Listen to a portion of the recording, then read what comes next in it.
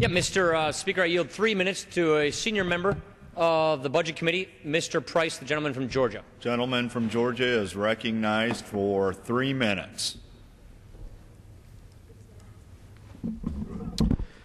Thank you, Mr. Chairman. I want to commend you and all of my colleagues for their tremendous work that has been done on this budget. It's a bold vision for our country and a remarkable accomplishment, and it's inspiring to have the opportunity to participate in this reform.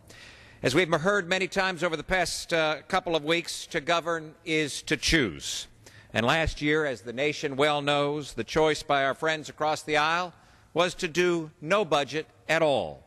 The Democrats failed in perhaps their most basic responsibility.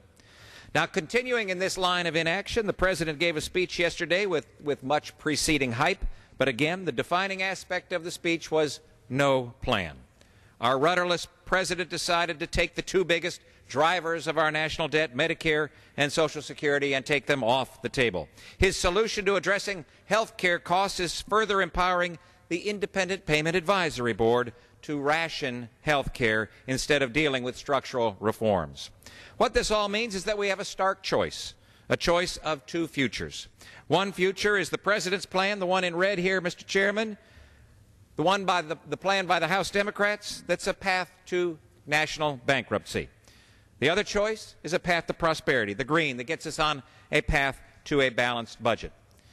It's time to address the American people in an honest and a factual manner.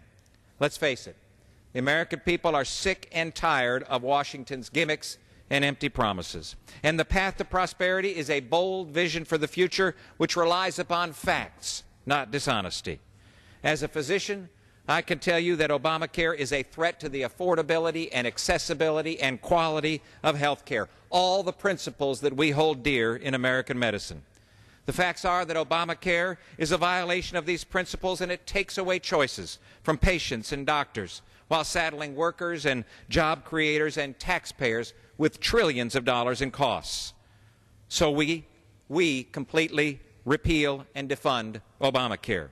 Further, we will save and preserve Medicare for future generations by providing common sense solutions so that folks have essentially the same kind of health care choices that members of Congress have.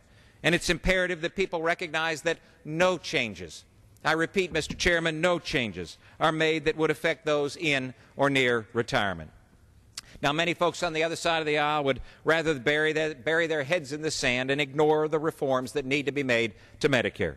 The President has even decided to take it off the table. But the facts are that the current Medicare spending is growing at a rate twice as fast as the nation's economy.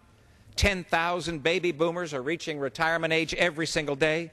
And as a physician, when I talk to Medicare patients in my district back home, they tell me that they can't even find a doctor who's taking new Medicare patients.